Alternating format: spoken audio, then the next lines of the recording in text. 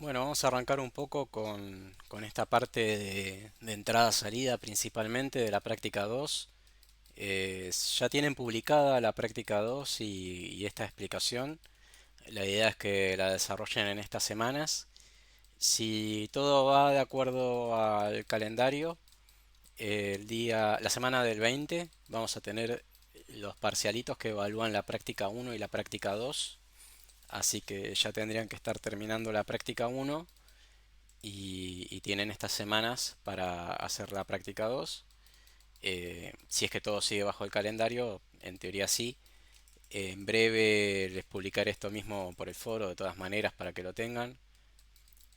Primero quería preguntarles si tienen alguna duda. Podemos empezar por ahí con alguna consulta de lo que acaban de ver en teoría.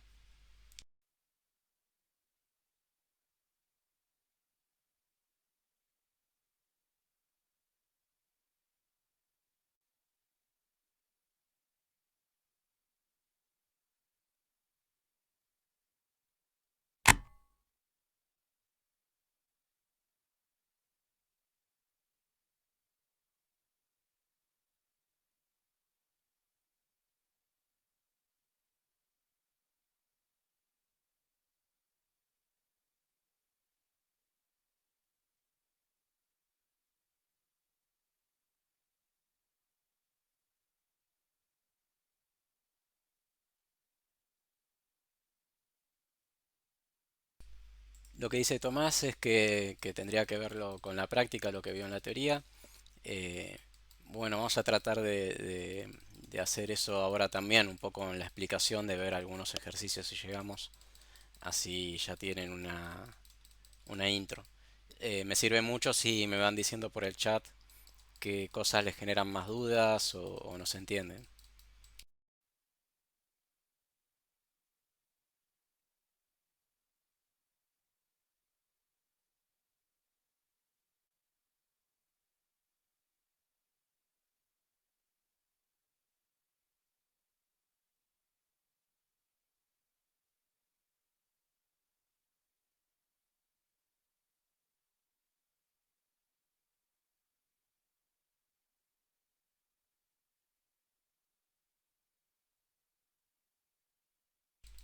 Diego dice profundizar en el tema del switch para entender cómo usarlo, en qué casos se aplica. Está bien, vamos a ver eso un poco también.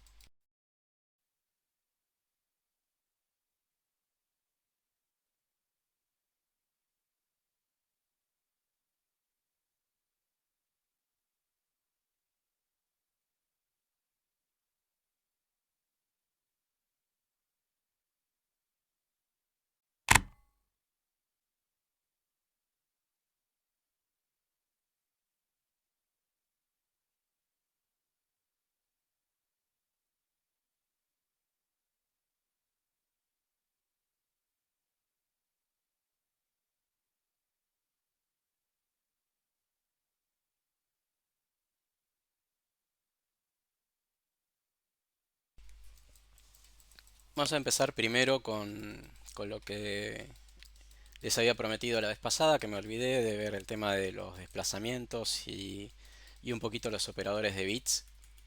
Y vamos a tratar de combinarlo con un poquito de las cosas que vieron hoy en teoría también. Diana dice que se le cortó internet justo cuando estaban explicando las diferencias entre getchar y putchar. Eh, Ahora lo vamos a repasar, vamos a verlo en la práctica y cualquier cosa la vamos a ir viendo ahí. Primero vamos a ver un poquito el tema de los operadores de bits. Tengo esto con muchísimo zoom, espero que se vea bien. Entonces habían visto en la teoría pasada, o en la primera, no recuerdo, que tenían operadores de este estilo.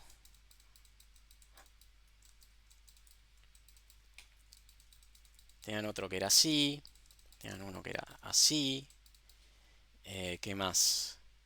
Y tenían los corrimientos de estas dos formas. Bueno, acá estos operadores son para no operar con números enteros, no operar con char, sino operar con los bits individuales de cada variable. En general se usan con variables sin signo para que el signo no moleste y no genere interpretaciones de que tal cosa es negativa o positiva porque un bit cambió. Si yo voy a trabajar con operadores de bits, en general voy a trabajar con secuencias de bytes que no tienen signo, que yo les daré algún significado. Vamos a plantear un ejemplo que va a ser imprimir usando el putchar un número en formato binario. O sea, vamos a tomar un número decimal que le vamos a ingresar desde el mismo programa en el código a mano. Y a este número decimal lo vamos a convertir en binario y vamos a imprimir en pantalla su representación en binario. Voy a comentar todo esto para que lo tengamos arriba de machete, que son los operadores lógicos, digo, los operadores bit a bit, de los cuales tenemos el AND, el OR, el NOT, el XOR o OR exclusivo, el corrimiento a izquierda o shift a izquierda y el corrimiento a derecha.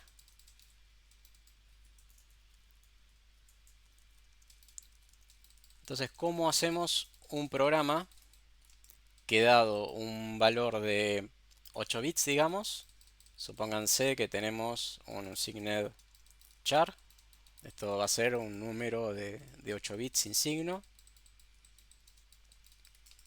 y le ponemos un número cualquiera adentro, y lo que quiero hacer es un programa que vaya mostrando en pantalla la representación binaria de este número. Para eso vamos a tener que ver de esa variable x qué valor binario tiene cada uno de sus dígitos. Así que de cierta manera vamos a tener que recorrer uno a uno los dígitos binarios de x y ver cuánto valen. ¿Se les ocurre alguna forma de ver cuánto vale cada dígito de x pero sin usar estos operadores de acá arriba?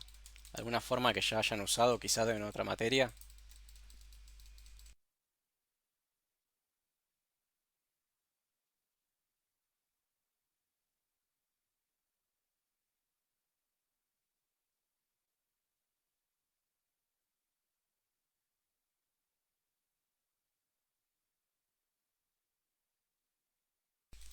¿Se acuerdan quizá de matemática? De matemática 1 si no recuerdo mal. Si ustedes tienen un número decimal y lo quieren convertir a binario, una forma que tienen es ir haciendo divisiones sucesivas por 2 y sacando el resto. ¿Se acuerdan de eso?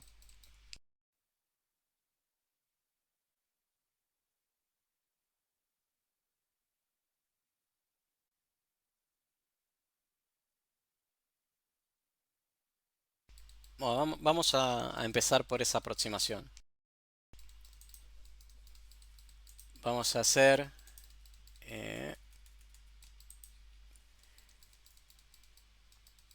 vamos a decir mientras x sea distinto de 0, vamos a ver si el módulo, si x mod 2, o sea el resto de dividir por 2, da 1. Si este resto da 1, ¿qué pasa? Entro por el den del if. Entonces puedo decir put char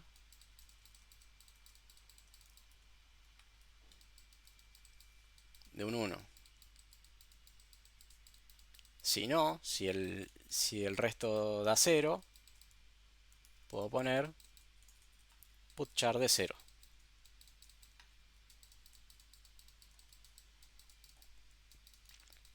Después tendría que actualizar el valor de x y decir que x es igual a x dividido 2. Que se puede abreviar, se puede escribir más cortito como x barra igual 2. Eso es exactamente lo mismo que x es igual a x dividido 2. Son equivalentes. Es una forma abreviada nada más. Entonces acá tenemos nuestra primera aproximación sin usar los operadores de bit a bit de cómo imprimiríamos este número en binario. Esta aproximación, sin embargo, tiene un problema, que es que va a invertir el número. Va a imprimir primero los bits menos significativos y después los más significativos. Vamos a probarlo. Vamos a abrir la terminal.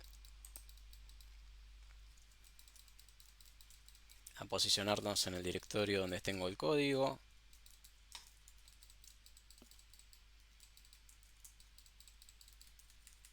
Y a compilar. Con "-wall", "-o" y el nombre del archivo del programa resultado. Y luego el nombre del código fuente. ¿Qué me está advirtiendo acá? Me está diciendo declaración implícita de putchar. Cuando les aparece así declaración implícita es que les está faltando hacer el include del punto H donde está definido esa función o esa variable o lo que sea que quieran usar. Así que vamos a volver al programa y hacer include de stdio.h, que es donde está definida esa función. Y ahora compilo sin ningún problema. Y probamos el programa. Y dice que el 5 es 101, lo cual está bien para el 5. Vamos a probar.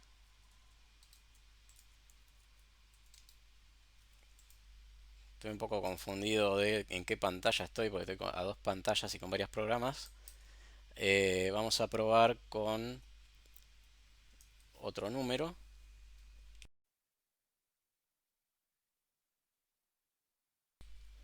Vamos a probar con el 12.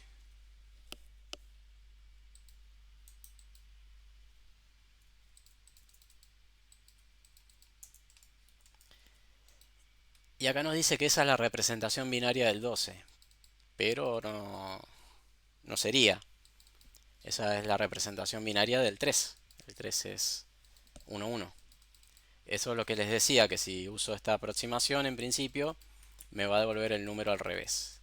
Así que vamos a adaptarla para que nos dé el número al derecho.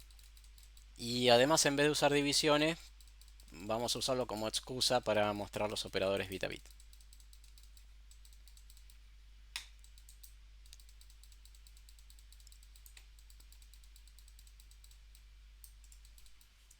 Vamos a borrar toda la parte anterior, no la vamos a precisar más. Y ahora lo que vamos a hacer es empezar a recorrer los bits de X desde izquierda a derecha, uno a uno. Vamos a hacer X y vamos a ver cuál es su bit más significativo.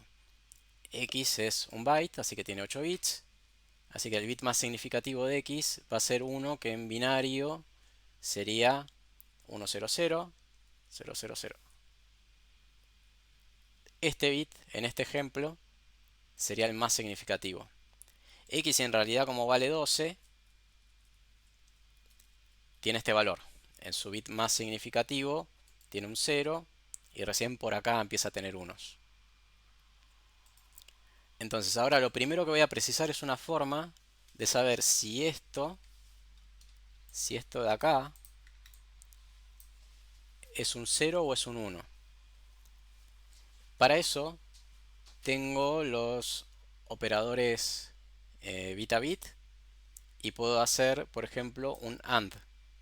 Si yo, vamos a seguir con este ejemplo comentado. Si yo hago este número que es 12, AND 100 y 000, o sea, tomo otro número de 8 bits que solamente tienen 1, el bit más alto, y hago un AND. Si este AND me da 0, significa que el valor de la izquierda era 0. Si este AND me da 1, significa que el valor de la izquierda era 1. Entonces con este AND puedo saber cuánto vale este bit. ¿Esa parte se entiende? Si yo hago ese AND, me va a dar 0. Y en cambio si hago otro número cualquiera, AND 100,000, me va a dar 100,000. Bien, ese es el primer paso y después lo que tengo que hacer es ir comparando los otros bits que siguen. Después tendría que saber cuánto vale el segundo bit más significativo, el tercer bit más significativo y así hasta llegar al último. Eso lo puedo hacer gracias a los corrimientos de bits que vamos a ver en un segundo, pero vamos a empezar diciendo que vamos a recorrer los 8 bits de x. Vamos a hacer un for desde i igual 0 mientras i sea menor que 8, o sea, este for va de 0 a 7, es decir, hace 8 iteraciones, cada vez incrementando i en 1.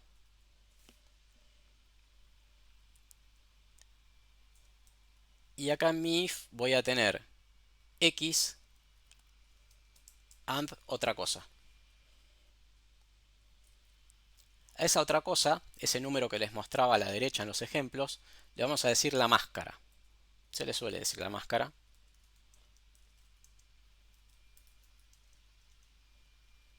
E inicialmente va a ser así, un 10000. ¿Qué pasa? En C no puedo escribir este número binario de así nomás, lo tendría que escribir en alguna otra representación.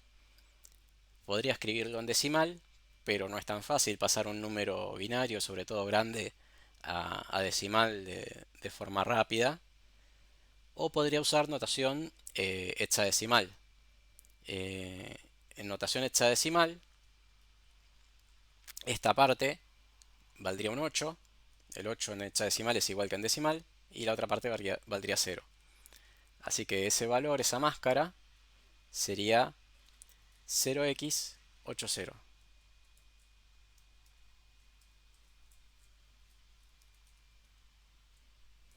¿Hasta acá se entiende? Eh, ¿Vieron alguna vez este tipo de literales con la 0x? Significa que es un hexadecimal y no un decimal.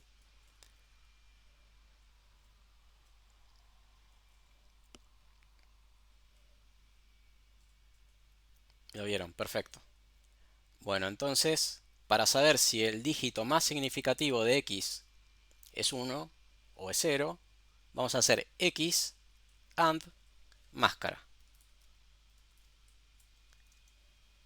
Si eso da true, es decir, si da cualquier cosa que no sea 0, ponemos en pantalla un 1, porque había un 1 en esa posición. Y si eso da 0, significa que en esa posición había un 0.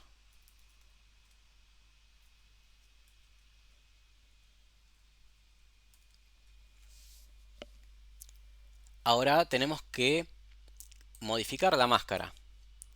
La máscara en la próxima iteración ya no puede valer 100,000, porque queremos ver cuánto vale el siguiente bit más significativo.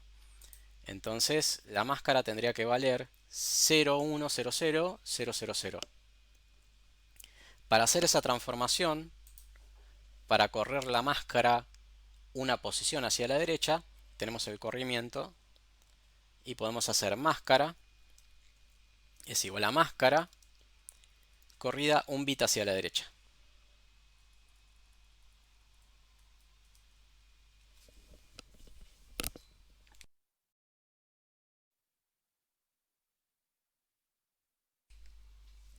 Vamos a abrir la terminal. Me vuelvo a posicionar. Tendría que haberlo puesto más cómodo esto, no dentro de tanta carpeta.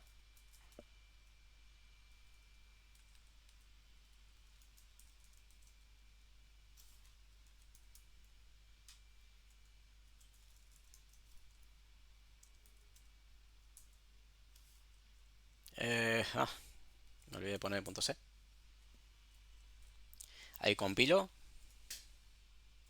y probamos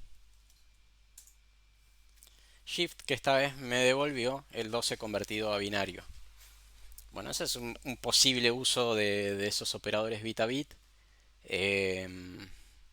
Tienen usos muy específicos. Hay algunas funciones, por ejemplo, las funciones para red reciben argumentos, reciben opciones que se pueden combinar. Cada opción es como si fuera una máscara de bits y si yo quiero mandar dos opciones, agarro y las combino con un OR y las envío como parámetro de opciones y sabe interpretar eso.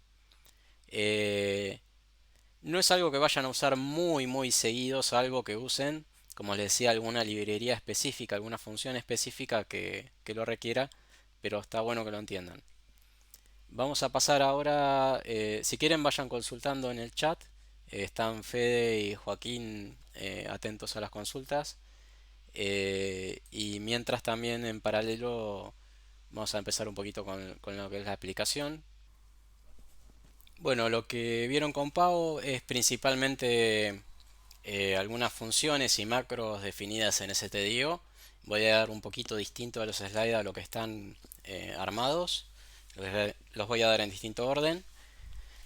¿Vieron getchar? Getchar es una forma de leer datos desde la entrada estándar, o sea, desde el teclado en general. Va leyendo de a un carácter por vez y devuelve valores enteros. Fíjense que no devuelve chars, sino que devuelve un valor de tipo int. Es importante guardar el resultado de getChar en una variable de tipo int porque además de caracteres representados adentro de ese int, getChar puede devolver un eof, un fin de archivo. Y el fin de archivo es un valor que está definido de tal manera que no entra en un char, por lo cual es necesario usar int para diferenciar correctamente eof de algún valor aleatorio cualquiera leído por getchar. Vamos a verlo también un poco en los ejemplos a eso porque si no no se entiende mucho. Tienen getC, que es como getchar, solo que además de poder leer desde teclado, puede leer desde cualquier archivo que yo le indique. Si yo abro un archivo y tengo la representación de ese archivo en una variable, puedo leer de a un carácter o de a un byte desde ese archivo usando getC. Si ven en la presentación, les aparece que eh, getchar vendría a ser equivalente a llamar getC con el argumento stdin. ¿Por qué es esto?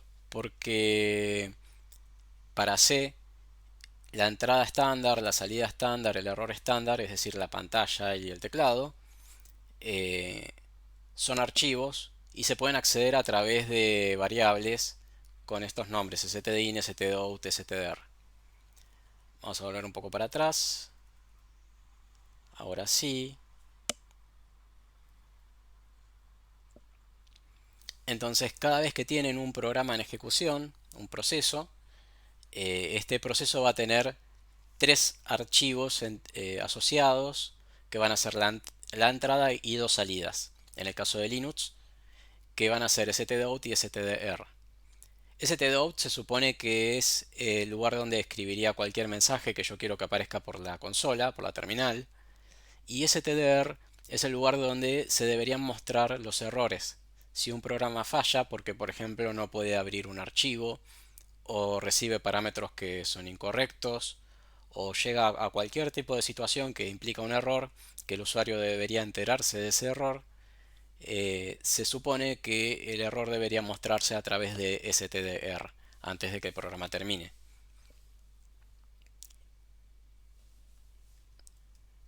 Como les decía antes, estas tres variables que representan esos archivos están definidas en stdio, así que si las quiero acceder voy a tener que incluir stdio.h.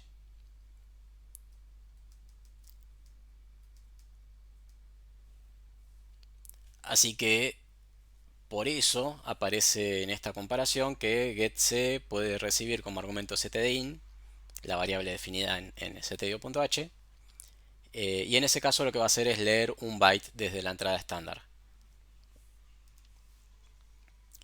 La función fgets, que les permite, en vez de leer de a un carácter, les permite leer una serie de caracteres. Principalmente intenta leer una línea, una línea de texto, es decir, un texto hasta el fin de línea. Y luego para la salida, todos estos eran de entrada, permitían leer datos. Tenemos el putchar, el putc y el putS.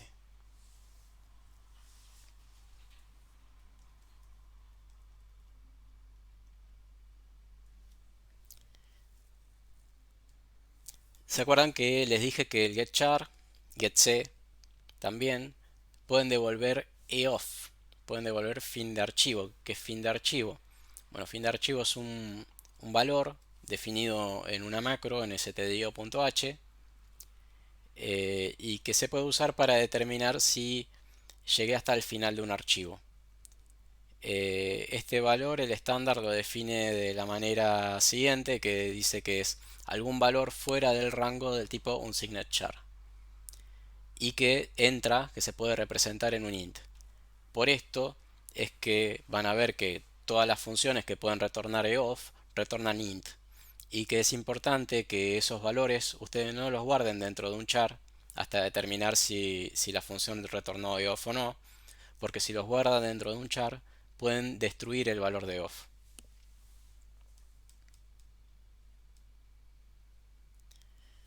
Van a ver en esta práctica también caracteres eh, que empiezan con una barra invertida. Esos son caracteres especiales o caracteres de escape que lo que nos permiten es imprimir o comparar contra determinados caracteres que no tienen una representación en el teclado habitualmente. Por ejemplo, el fin de línea va a ser el barra n, que acá aparece como el F. Este es el fin de línea de Linux. En Windows, el fin de línea está compuesto por dos caracteres, por el barra R y por el barra N. Las tabulaciones, esos espacios en blanco cuando apretan Tab, se representan con barra invertida T. Si quieren mostrar una barra invertida, para que no sea ambiguo, que no se mezcle con alguna de las otras letras, tienen que poner la doble. Si ustedes ponen doble barra invertida, eso significa que quieren una sola barra. Y también pueden usar esta notación para representar caracteres de forma numérica. Por ejemplo, pueden representar un byte en cero poniendo barra invertida cero adentro de comillas simples para el caso de un carácter o de comillas dobles para el caso de una cadena.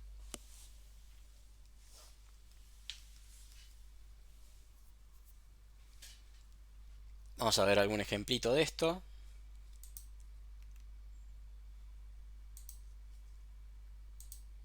Acá tenemos ejemplo de la vez pasada.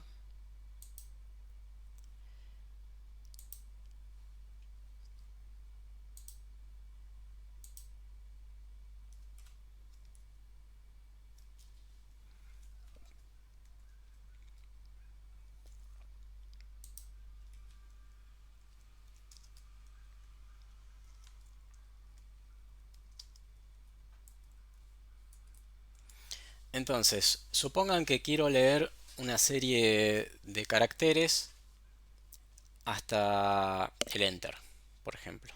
O sea, quiero leer una línea y mostrar en pantalla esa misma línea. Eh, ¿Qué funciones se les ocurre que preciso? ¿Qué preciso incluir?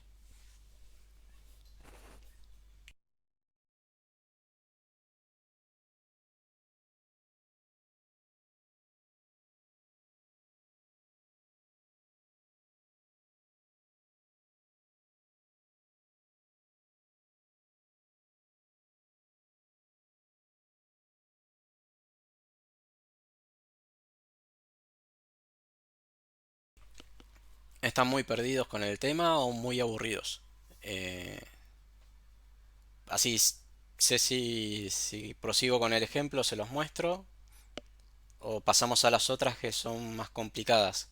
Pero es importante que entiendan estas primero.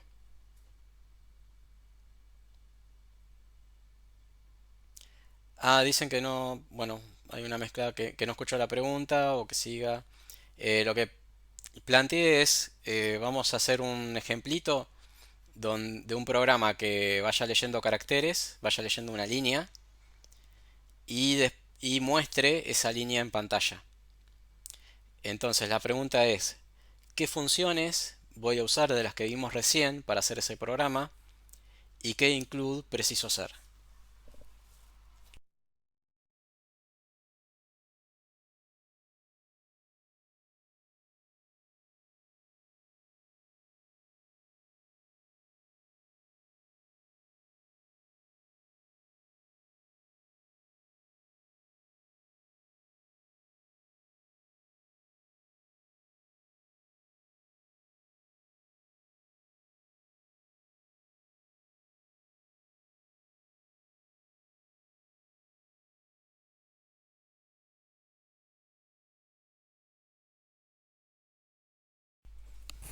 Bueno, acá lo que dijeron es que preciso hacer, Tomás dice que preciso incluir ese TDIO, exactamente, preciso incluir ese encabezado, stdio.h. Vamos a guardar esto con extensión .c, así nos muestra algún colorcito identificando las distintas partes del programa.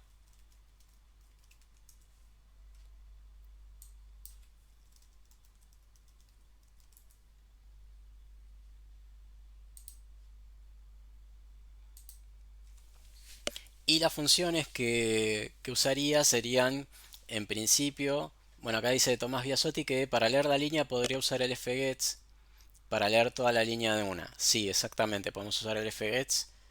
Por ahora vamos a usarlo, vamos a aproximarnos de otra manera, porque para el fgets tenemos que manejar bastante bien el tema de arreglos y de cadenas. Así que ahora lo que vamos a hacer es manejarnos de a carácter, claro, como dice Diana, con getchar para leer y con putchar para escribir.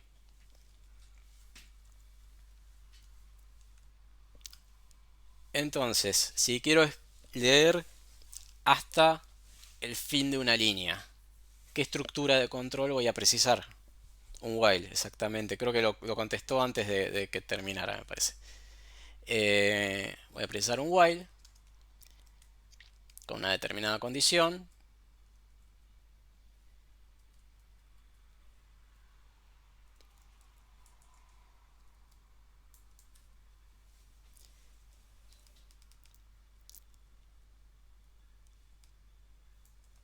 ¿Cuál va a ser la condición de ese while?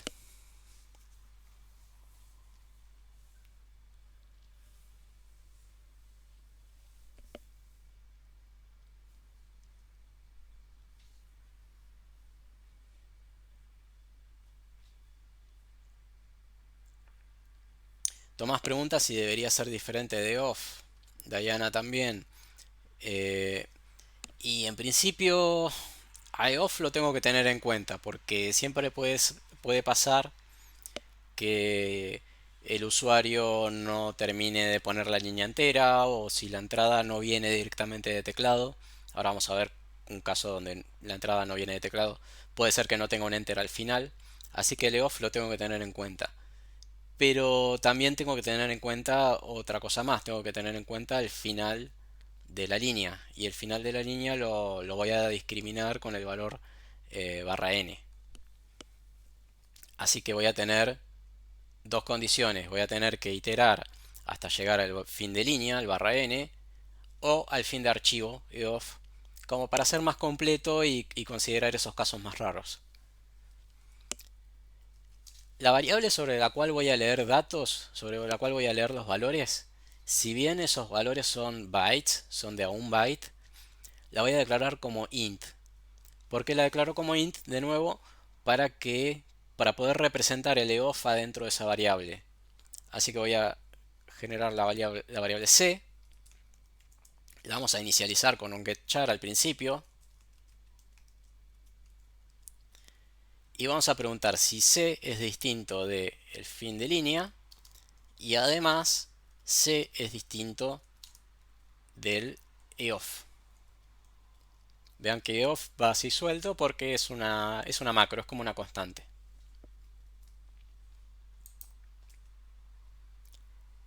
¿Y qué voy a hacer mientras vaya leyendo estos valores? Bueno, lo muestro en pantalla. y leo el carácter que sigue para que en la próxima iteración el while vuelva a comparar el valor que leyó. Así que voy a actualizar el valor de C.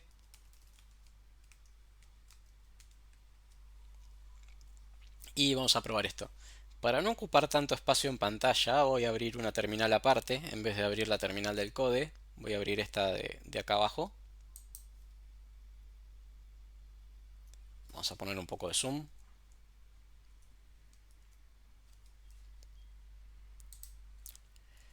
Así tenemos o la terminal o el editor, porque si no con la letra grande no se ve nada. Es que ocupa toda la pantalla. A ver, estamos posicionados en barra home barra seminario C. Adentro de esa carpeta tenemos estas otras. Y el proyecto está dentro de práctica 2. Así que hacemos cd práctica 2. gcc -wall -o leer línea. Y después el leer línea.c. Lo invocamos. Y ahora si escribo cualquier cosa y un enter, me repite eso, ese cualquier cosa. Me vuelve a mostrar en pantalla ese cualquier cosa. Si escribo un texto también y pongo control D, me muestra ese texto de nuevo pegadito esta vez. ¿Por qué me lo muestra pegado? Porque no hay un fin de línea, así que sigue donde se quedó. Y bueno, como EOF era una de las condiciones, cortó con el EOF y me muestra lo que llegó a leer hasta el momento. Tengo que poner un control D más para terminar el programa.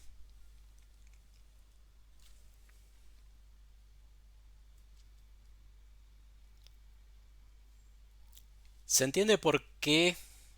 O en realidad no lo expliqué yo, sino que un poco que lo dijo Pau al final de la teoría. ¿Por qué yo escribí todo este texto y abajo me aparece todo el texto de nuevo en vez de aparecerme intercaladas las letras? Si yo acá estoy leyendo, imprimiendo, ¿por qué me muestra todo junto lo que yo escribo y todo junto lo que el programa imprime?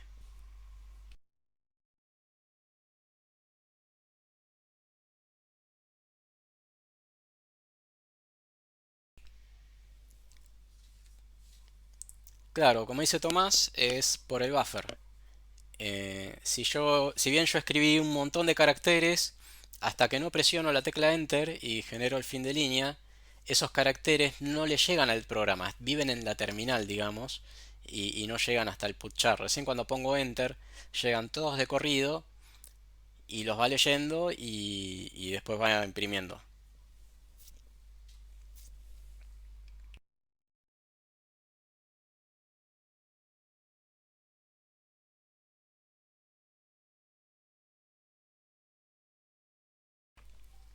Bueno, vamos a ver algo ahora que es más bien de Linux. Em, en Windows también se puede hasta cierto punto, creo. eh, que se llaman redirecciones, que no son un tema de C, así que tómenlo con pinzas. Son un tema más bien de ISO, pero les van a venir bien para probar los programas. ¿Se acuerdan que les dije que la entrada estándar es un archivo y que en general es el teclado, pero no siempre? ¿Por qué es esto? Porque algunos sistemas operativos, como en el caso de Linux, me permiten vincular esa entrada estándar, por ejemplo, a un archivo. Entonces, si yo creo un archivo de texto,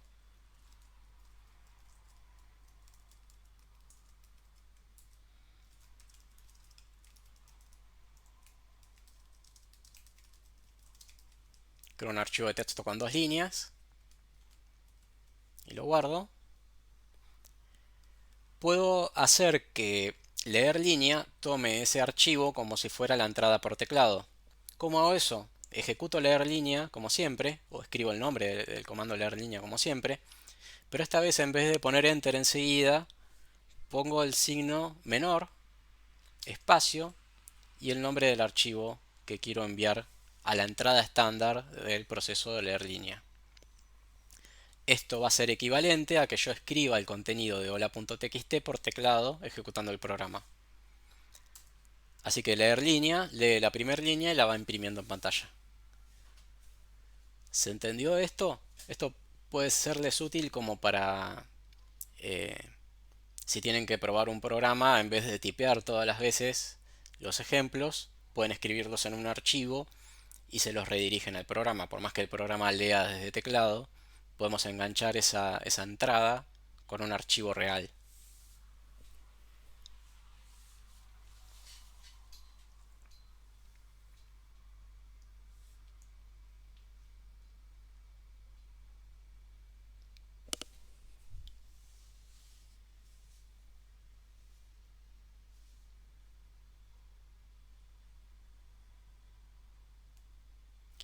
Pregunta Diego si la segunda línea se puede imprimir, el archivo que cree.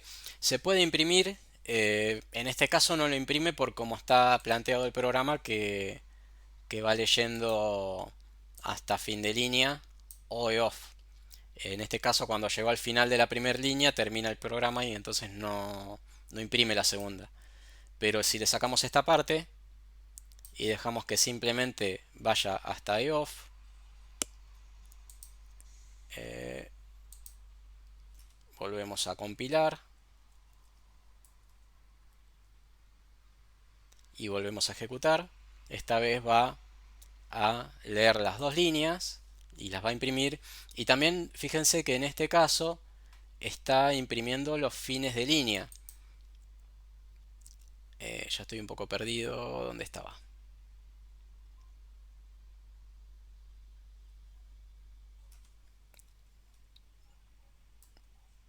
Bueno, se me borró el otro.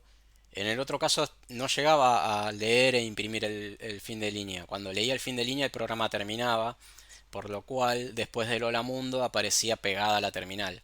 En este caso lee el fin de línea y imprime el fin de línea. Solamente termina cuando llega el fin del archivo. Y acá es un fin de archivo real. Es que llegó hasta el final del archivo hola.txt. En el otro caso era yo poniendo la combinación de teclas control más D.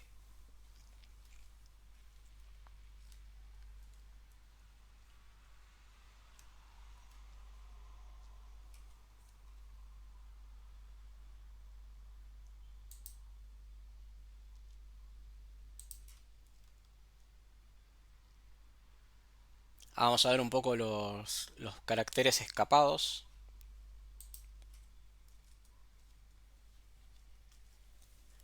Vamos a modificar un poco el mismo programa. A costumbre vamos a abrirlo con el Visual Studio Code.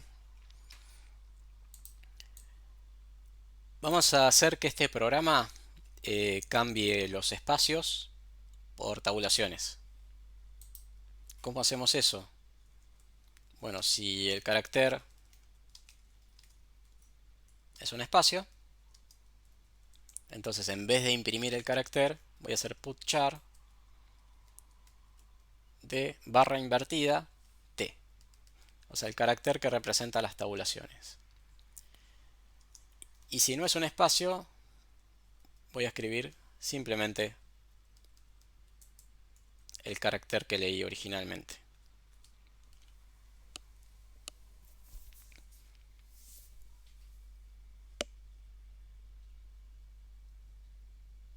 Compilo el programa.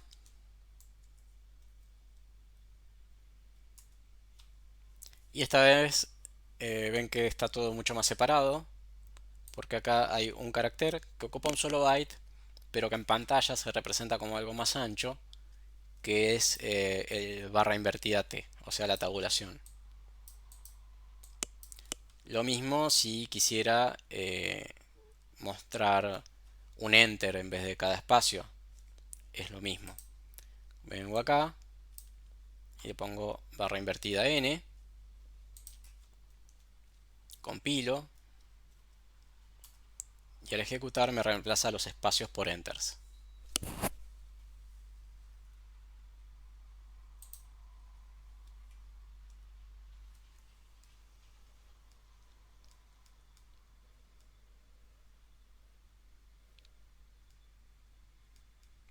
acá se vienen ya las que tienen formato que son más complicadas. ¿Tienen alguna otra duda sobre el getchar, el putchar?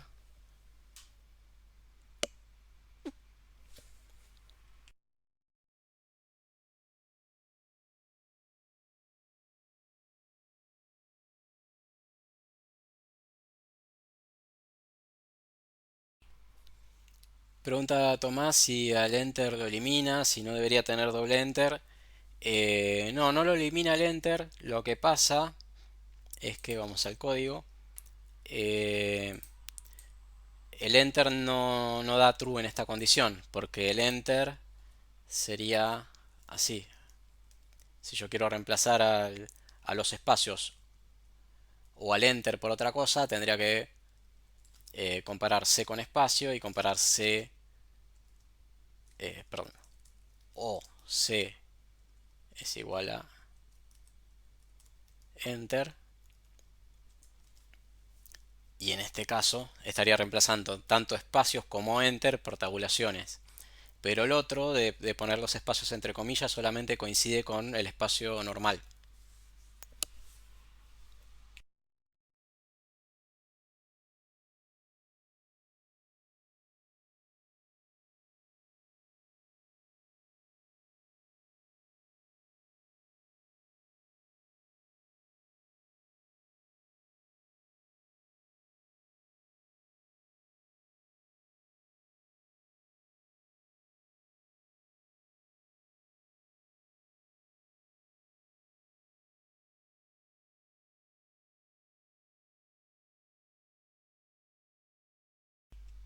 Bueno, vamos a hacer un intento de programa interactivo.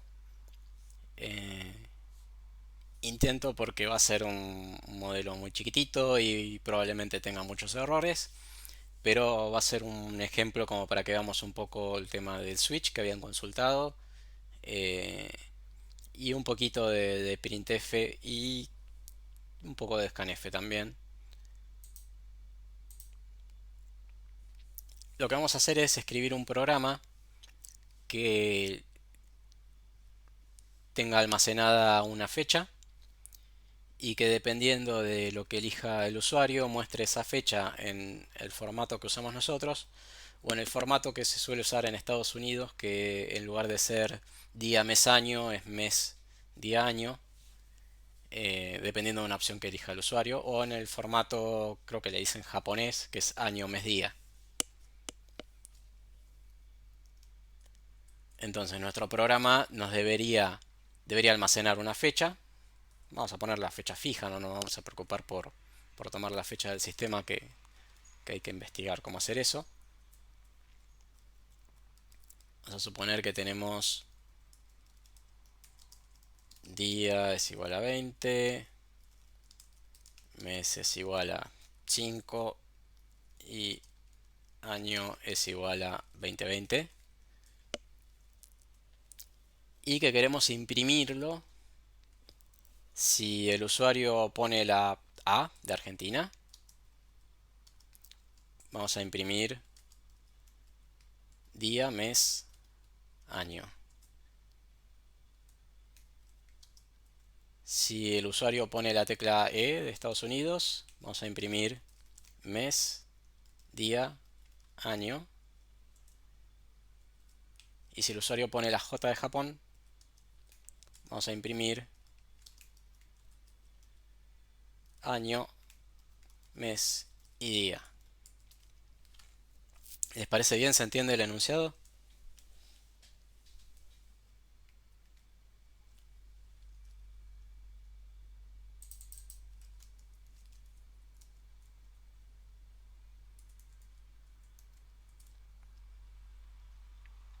Perfecto. Entonces lo primero que vamos a precisar es preguntarle al usuario de qué forma quiere visualizar la fecha. Así que vamos a tener que mostrarle algún texto como para que esto quede medio prolijo. Vamos a ver qué funciones tenemos a nuestra disposición para mostrar texto. Creo que estaba antes.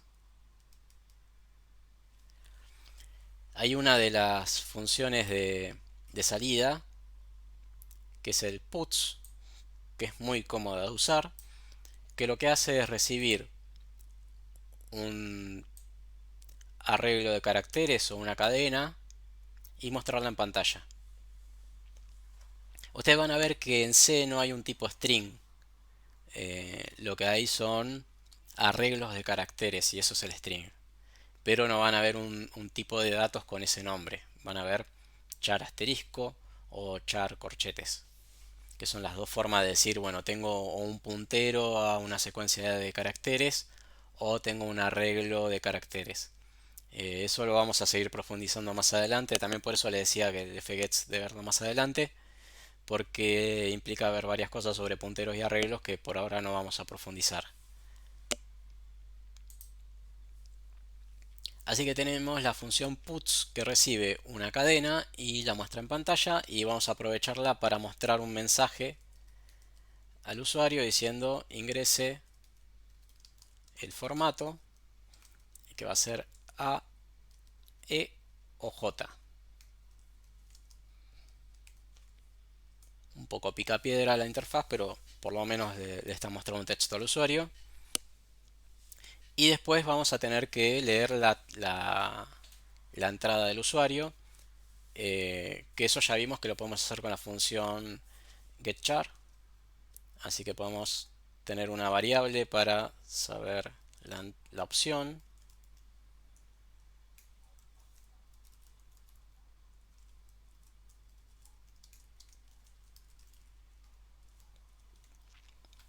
Y la leemos con getChar. Vamos a asumir que el usuario pone alguna opción válida y no llega a un EOF antes de tiempo. Eso no está del todo bien, pero vamos a asumir eso para este ejemplo. Vamos a asumir que todo sale bien. Y acá donde viene el switch, y acá es donde me van a ayudar si me pierdo, porque también es una estructura de control que quizá no se usa tan seguido, porque switch de C es un poco limitado en el sentido de que nos permite comparar caracteres o números, pero no otra cosa. No podemos comparar arreglos, no podemos eh, comparar cadenas, en el mismo sentido que no se pueden los arreglos, no se pueden comparar structs, solamente podemos comparar estos valores simples. Así que para ver qué opción se eligió, vamos a usar el switch. El switch recibe como parámetro, entre comillas, la variable con el valor que queremos comparar, que va a ser opción.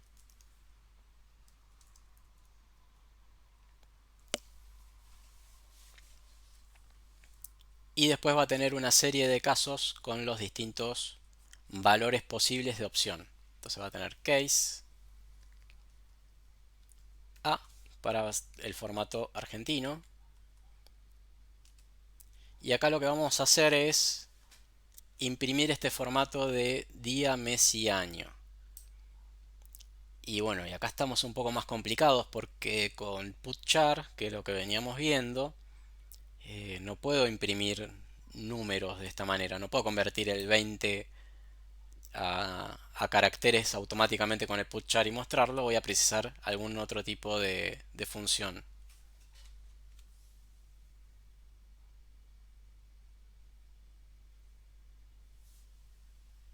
Entonces, para esto vamos a usar el printf. El printf ustedes ya lo usaron para casos simples que nosotros vemos como el machete para copiarse y para probar determinadas funciones. Así que tienen una mínima introducción a lo que es el printf. Acá está la explicación también.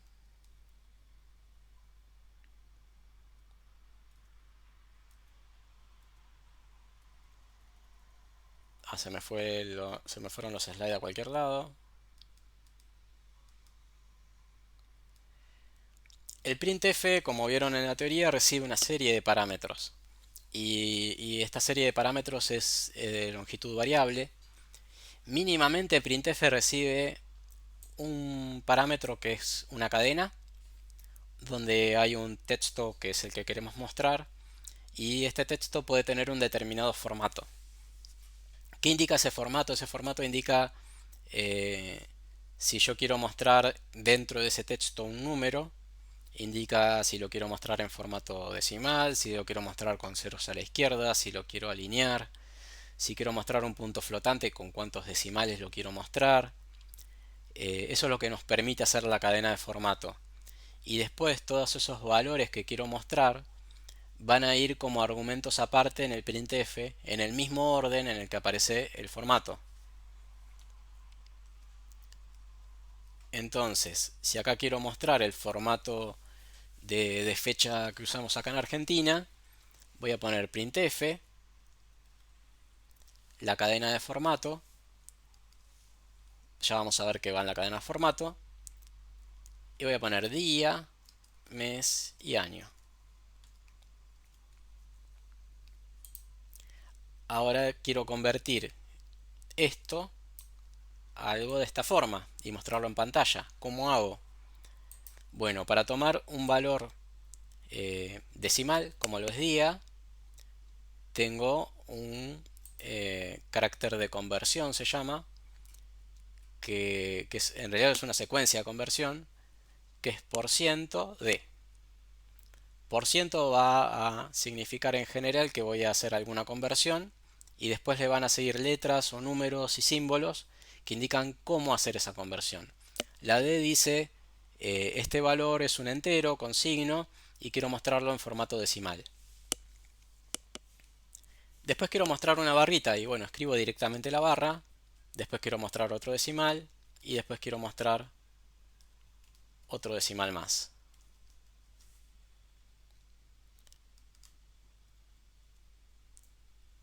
Vamos a dejarlo por acá el ejemplo y a probarlo. Y después vamos a seguir modificándolo.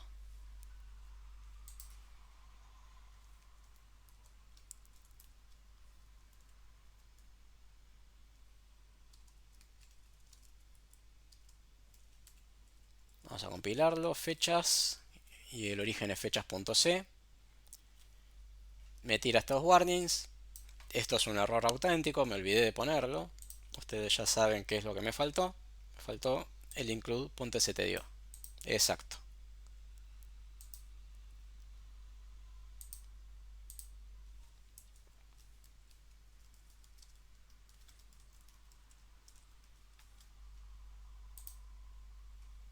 Include.stdio, guardo.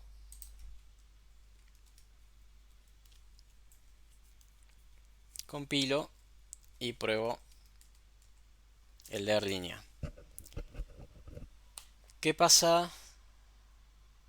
Ah, no, no era leer línea, era fechas, perdón. Fechas. Y me pide el formato, que puede ser A, E o J. Si pongo la E, ¿qué pasa? Y si pongo la E, el programa va a entrar en el switch. No hay ningún caso definido para la E, así que no va a hacer nada, no va a entrar a este caso. No va a hacer absolutamente nada y el programa va a terminar. Entonces si pongo la E, no hace nada. Si pongo la A, me muestra la fecha en el formato argentino, digamos. Podemos mejorar algunas cosas. Esta fecha está quedando pegada a lo que es el prop de mi programa porque estoy imprimiendo solamente la fecha y no estoy poniendo el fin de línea. Si quiero que se separen, voy a tener que poner un fin de línea, un barra n.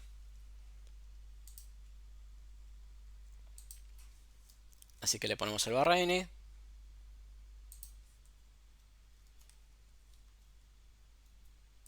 Compilo, pruebo de nuevo y ahora ven que quedó por un lado el texto que se imprimió y por otro lado mi prompt en una línea separada. Si no me va a quedar todo pegado. Ahora vamos a definir el otro caso. ¿Qué tengo que hacer para definir el otro caso?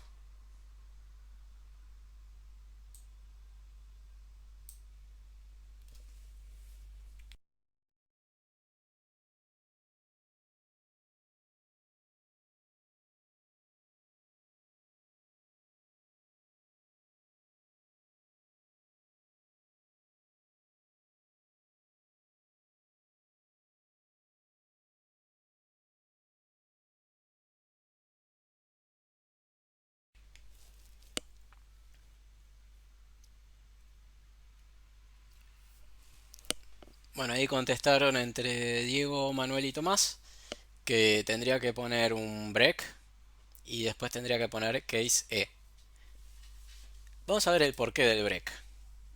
Primero no lo voy a poner, así ven lo que pasa si no pongo el break.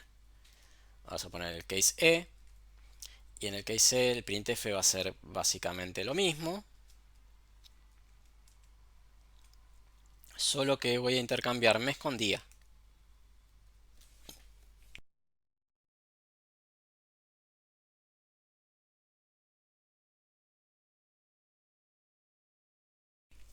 Intercambié mes con día.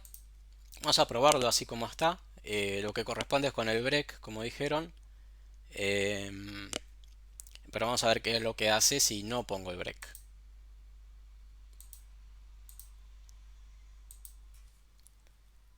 Compilo de nuevo. Ejecuto fechas. Si pongo la E, me imprime en el formato estadounidense. Y si pongo la A, me imprime en los dos formatos. En el argentino, después en el estadounidense. Dice Tomás, si elegimos el caso E, ¿va a imprimir también el A o solo el que está después? Claro, sí, solamente ejecuta los que están después. ¿Cómo funciona el switch? En el switch tienen que imaginarse como que eh, se va comparando caso por caso, entra en el primer caso que coincide y si no encuentra ningún break va a seguir con todos los casos que estén abajo hasta el break o hasta el fin del switch. Claro, es lo que se le dice a hacer cascada, que va desde el primero que coincida hacia abajo hasta que termine el switch o hasta encontrar un break. En general van a querer tener un break en cada caso, así que no está de más ponerlo. Y solamente en casos muy específicos van a querer esa lógica de cascada de que pase por todas las opciones. Después vamos a tener un caso más que va a ser el caso del formato japonés.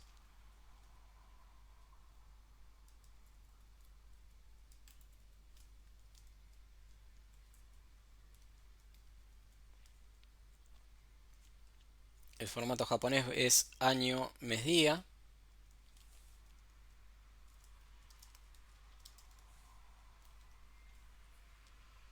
Y también puede ser que lo que leí no sea ninguna de estas opciones, porque lo que leí puede ser eh, un EOF, si puse control D, puede ser un enter, si puse enter, o puede ser que me haya equivocado de letra y haya puesto cualquier cosa que no era válida.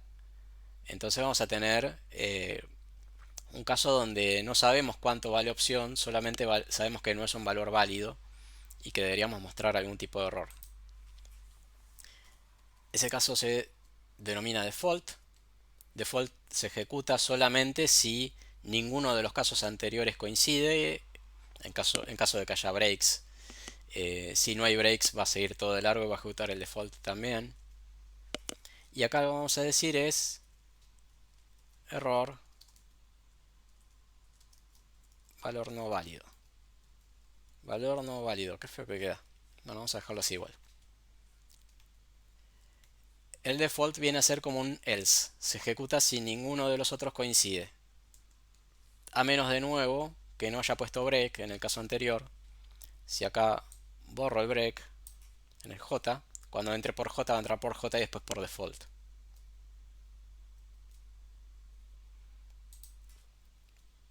Compilamos y ejecutamos. Y si pongo un H, por ejemplo, me va a decir error.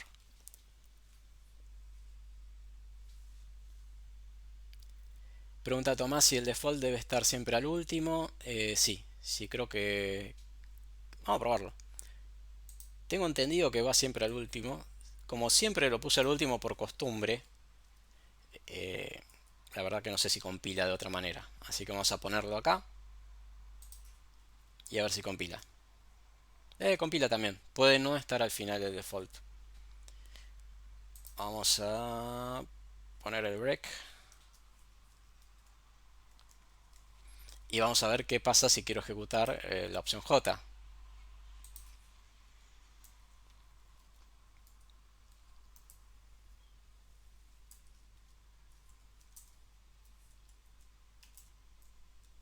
y si pongo un error, sería n, funciona correctamente. Puede estar en cualquier lugar. Por convención se ve, siempre se pone al final y la lógica es como si estuviera al final. Vieron que el caso J funcionó. Si esto recorriera todo en orden y llegara acá al default y dijera, bueno, no hay más que comparar, mostraría error. Pero no, hace todos los casos y después hace el default. Pero pienso que esto es más prolijo.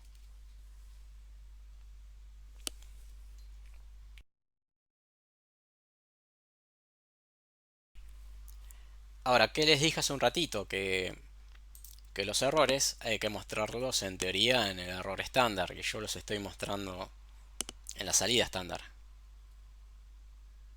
¿Cómo hacemos que el error vaya al error estándar? ¿Y qué significa eso? ¿Qué puedo hacer con el error estándar después? Bueno, a ver si aparece acá la opción. Si no, se las muestro desde la man page.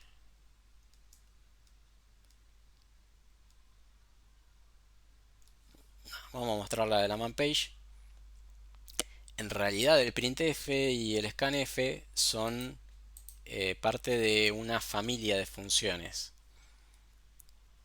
Si se acuerdan de la otra clase, les comenté que existen las páginas del manual que se invocan con el comando man, seguida de la sección 3 para las funciones de la librería estándar de C, y seguida del nombre de la función o el elemento que me interesa. En este caso me interesa printf.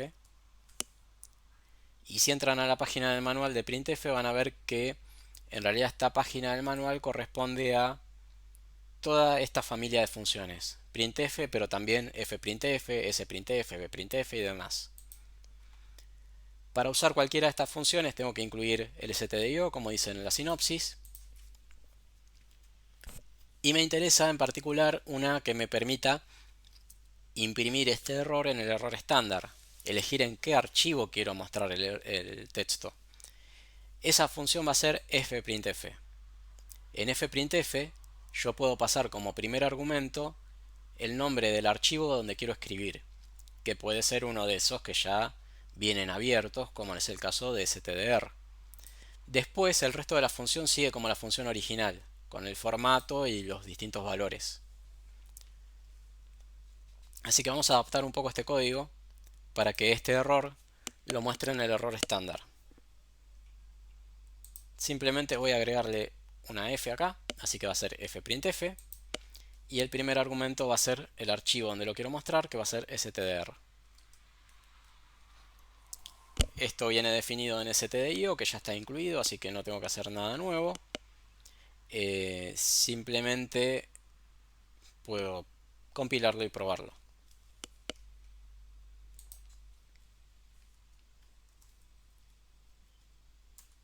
Compilo, pruebo el programa, me pide que ingrese algo, si ingreso algo todo bien, y si ingreso un valor no válido, me lo sigue mostrando en pantalla. ¿Qué es lo que pasó? Bueno, por defecto sí, los errores y la salida normal se muestran todas juntas, pero yo podría, por ejemplo, enviar los errores a un archivo. Por ejemplo, en el caso de Linux, puedo decir un 2 seguido de un mayor después del nombre del comando y un nombre de archivo cualquiera que me invento ahora. Puedo decir errores.txt. Y esto lo que va a hacer es, va a ejecutar fechas y todo lo que fecha se escriba en el error estándar, que está identificado por este número 2, el error estándar, lo va a escribir, eso significa el mayor este, en el archivo errores.txt.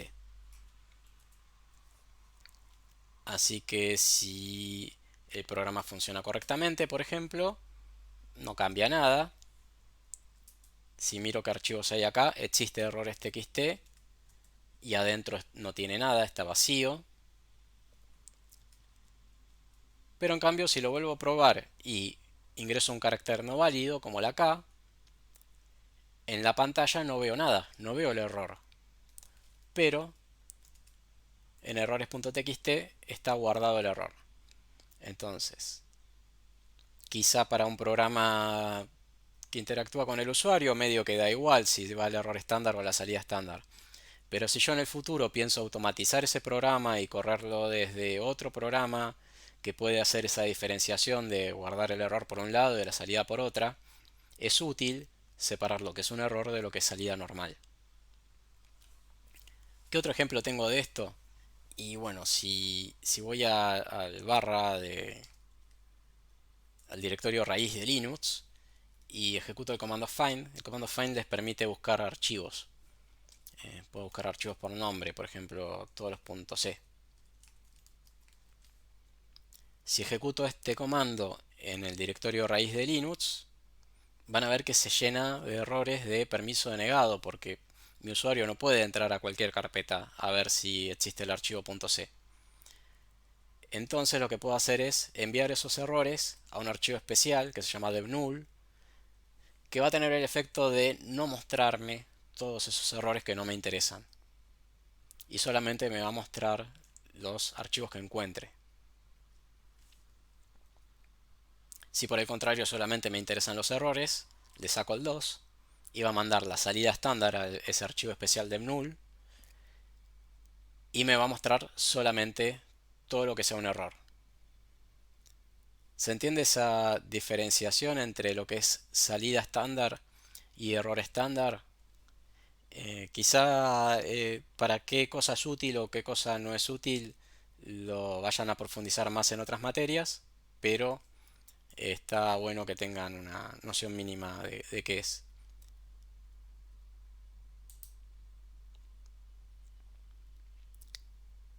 ¿Tienen alguna consulta? ¿Quieren que suba alguno de estos ejemplos a la plataforma? ¿O algún ejemplo en particular de alguna función?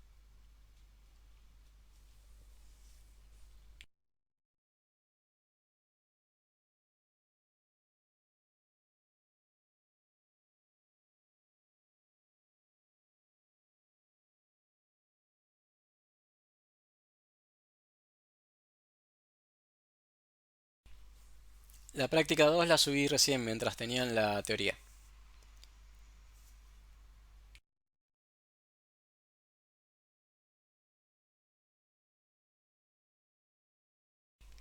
Tomás pregunta si puedo subir este último ejemplo. Sí, sí, lo subo.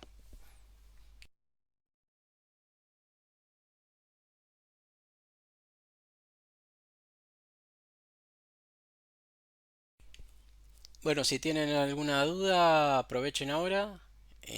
Si no, los dejo hasta... Bueno, el jueves no. El jueves que viene no es feriado. El viernes también. Si pueden, aprovechen consultas del martes. Y si nos veremos el otro jueves para terminar con los temas de la práctica 2 y para hacer consultas también. El parcialito que les comenté de la semana del 20 tendría hasta los temas que llegamos a ver ahora. Es decir, principalmente llegaría hasta lo que es entrada-salida con getchar, putchar, fgets, puts, quizá un poquito de printf y nada más.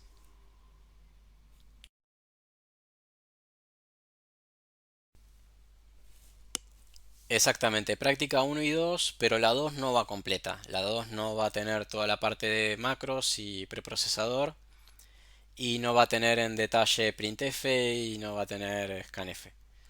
Eso lo vamos a ver la semana anterior al parcialito, pero no se va a evaluar en el parcialito.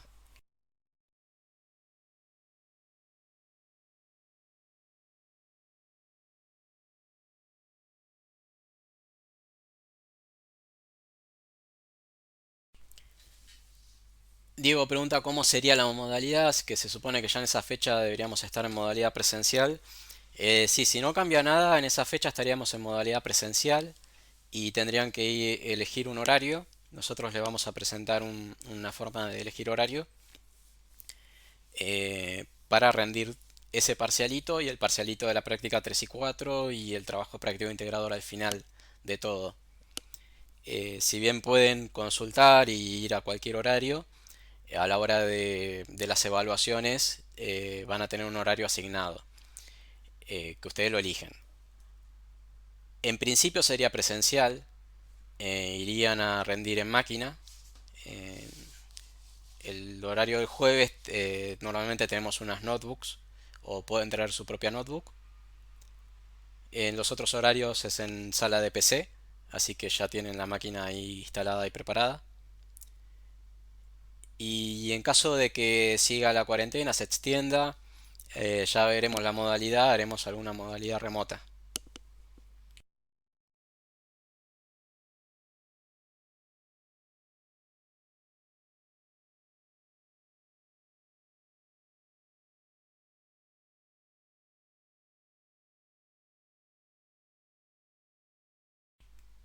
¿Alguna otra duda, consulta?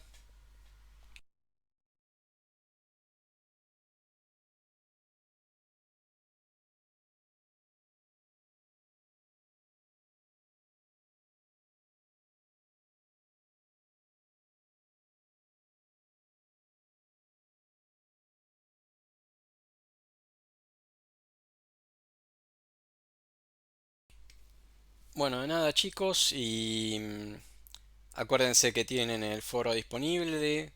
eh, en lo posible arranquen la práctica 2. Si tienen consulta de la práctica 1, háganlo, por supuesto. No estén tímidos con preguntar cosas de la práctica 1, aunque sea el primer ejercicio, porque a todos nos pasa que por distintos motivos nos podemos atrasar.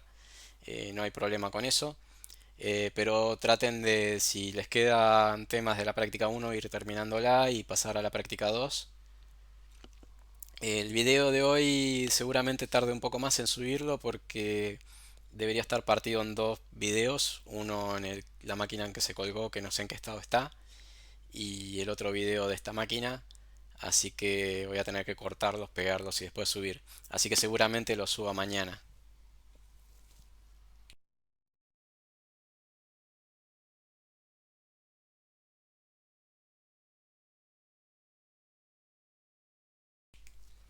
Chau chicos, hasta el jueves que viene, ¿no? Hasta el otro jueves, o si no, por el foro nos estaremos comunicando.